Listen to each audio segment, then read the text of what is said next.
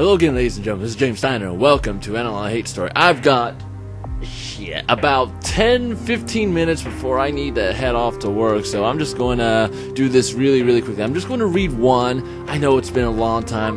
There's been midterms, there's been a new job, there's been so many things that I've been stuck trying to get done. There were a couple of art competitions I submitted toward. Didn't win, of course, because when you look at my artwork in comparison to what people submitted, I'm still very much learning. So let's just get right back into this story. So we had the whole thing about the rebellion and crushing it last time. So now, Smith.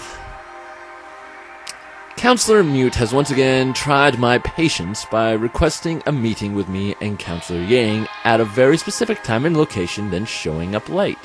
Counselor Yang was really friendly to Mute. No photo on file. The subject was so important, I had no choice to put up with it, but it doesn't mean I appreciate the utter lack of respect. She insisted on meeting in the Upper Plaza Restaurant Royale, and her Lieutenant Hio was the first there. But it took the counselor herself a whole half an hour for her to finally show up on our private room screen.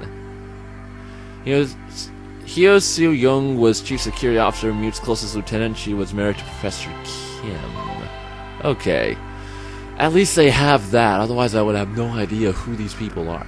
Hey, sorry I'm late, she announced in the same perfect, gratingly cheerful voice she's had for the past 50 years. You didn't start eating without me, did you? How irritating. I guess even back then she was a jerk. Yes, she was. We never do that. Should I pour you a glass of wine? Asked Counselor Yang cloyingly, raising the pitcher in her direction. He's always been like this with her, ever since he inherited his council position. So Counselor Yang is a he, good to know. I can never tell if he understands the implications of her being an immortal computer program, or if he's just an idiot. Probably he's just an idiot. Man, I wish. With the sort of shit we've got to deal with, I sure could use it, she said with a slight flip of her golden hair. Then she turned to me. Anyway, Chief Counselor, I bet you're wondering why I asked you here, right? Smith, the Chief Counselor of the Mugunghwa. Okay. You said it was important, I said impatiently. It's about the Committee for Freer Democracy, she said, with appropriate scorn emphasizing their name. This week, Miss Hio has literally done nothing but shut down their meetings. How many noise violation orders have you issued in the past 7 days? 10? Yeah, the closest lieutenant. Yeah. 15, said her lieutenant. It was a dramatic tactic on Mute's part, as if she didn't know exactly how many. Yeah. Okay. I don't know why I keep doing that. My bad, she said. And every week the number of private log entries using their keywords doubles. I'm worried we're going to be reaching a critical mass soon. Is right. At this rate, I'm worried that the presidential election results are going to lead to, public demonstrations. We can't deal with that. You're the counselor of security. It's your damn job to deal with it, I told her. I'm not interested in excuses. She's not making excuse, her lieutenant started out of line, but Mute managed to muzzle her. Stand down, Miss Hio, she told her. But then she turned to me with the same rudeness. Now listen here, young man, I was not asking your approval. We have a problem, and a stern lecture from the chief counselor is not going to help, okay? You can blame me if you want, but that's not going to solve shit. Yang stifled a grin, thinking that I wasn't looking. I had to glare to put him back in line. Sheepishly, he took a large drink of his wine. I want to know who this guy is. Who's this Mr. Yang? I'd at least like to know why it is that you can't even do your job effectively, I demanded. At least show some respect.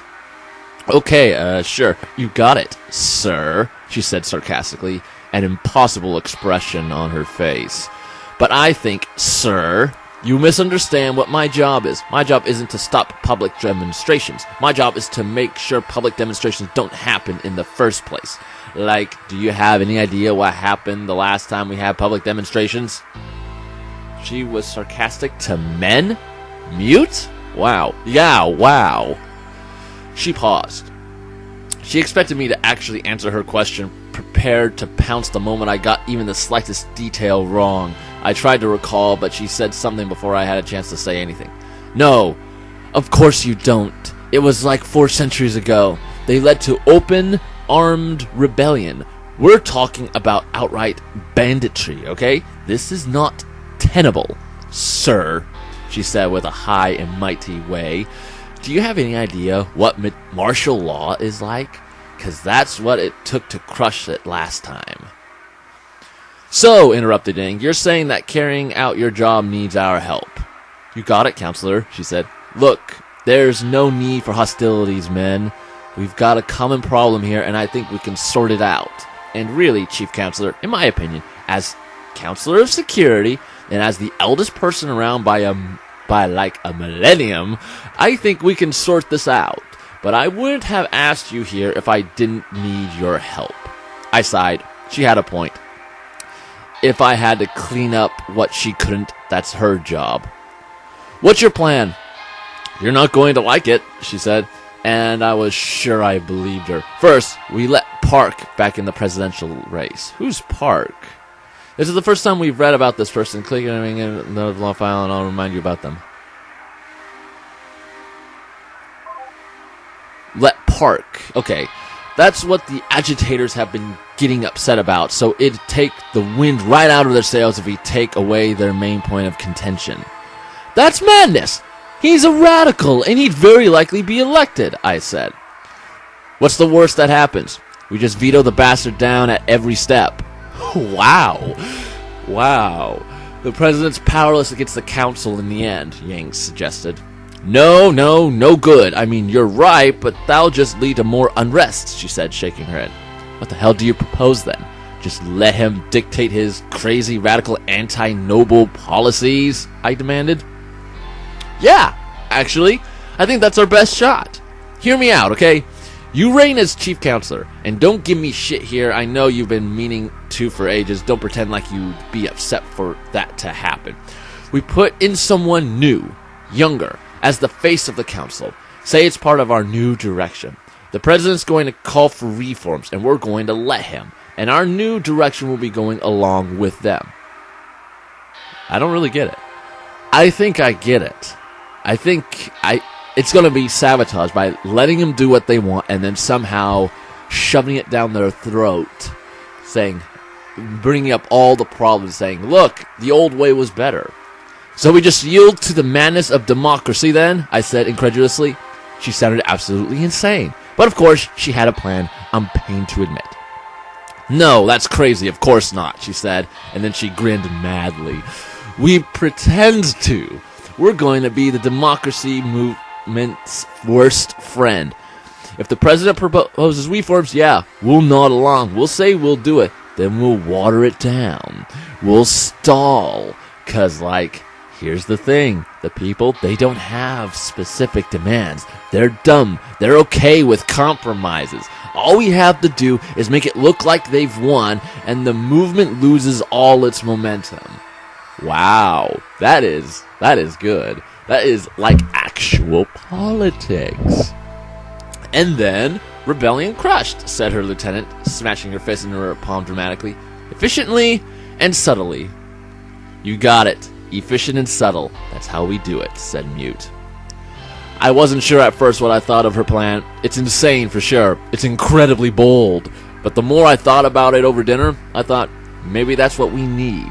And all the time I've known Mute, she might try my patience, but I've never known her intentions to be misplaced. She might be chatty and a gossip and disrespectful, but one thing is for sure, she's honest and never manipulative.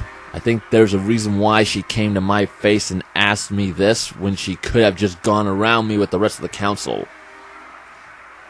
She might be a bitch at times, but she's still programmed to always act in the best interests of the ship's safety. Always. By the time we'd finished eating, I just about made up my mind. Who do you propose as the new face of the council then? You? I asked. Oh, please. She shook her head dramatically. I said a younger face. Mine's as old as it gets. Only by choice, Yang said. You can always look as young and beautiful as you'd like. Yeah, sure, I've done that before, and then the fashions change. I'm sure I'll do it again, she started. I think you look fine the way you are, counselor, said Hio, an odd tone in her voice.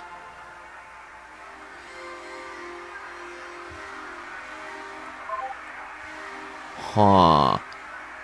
It's not the point, okay? She shook her head, looking exasperated. We need someone who's actually young, who the peasantry will trust as being willing to accept new ideas. Counselor Lee, perhaps, I suggested. No fear! Give me a photo, will ya? Ah, no, definitely not. Too charismatic, too ambitious. That woman has got an agenda, and I do not trust it for a second, she said. She was probably right, on reflection. Counselor Yang, who would you suggest?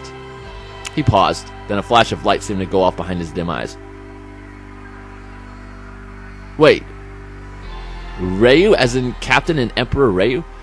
Counselor Ryu Hyun-soo, he said. This is the okay, you know him. Give it to the useless figurehead counselor of captaincy. He'll be so thrilled to actually have a real job, he'd never think to do anything with it. You're right, she said. Of course, I said too, after a pause of reflection. He's young, completely malleable, but plausible as a reformer. As the face of impotent rebellion, Ryu would be perfect. That was where we left the discussion for that night, and now I guess it's time to tell my wife that I'll finally be retiring. She'll be thrilled. Wow, the political intrigue in this is wonderful. I actually love it. Wow. Anyway, that's all my time for now. I need to get ready for work. It's a little bit shorter than I intended, but I still got to change in my uniform, and then I have to get lunch, eat, good old Huntington Beach. Anyway, thank you all so much for watching. Be sure to click that like button, share, favorite, subscribe, and I will see you in the next video. And I forgot the outro. I keep forgetting to compose. Oh, I hit the microphone. I keep forgetting to write some outro music for this. Like, that is going to be the next thing on my to-do list. Write some outro music. Because, don't get me wrong, there's plenty of good free music out there. You know, Mech Leo, really great composer. Love his stuff, but I want to compose my own stuff because that's what I've always wanted to do. Anyway, bye!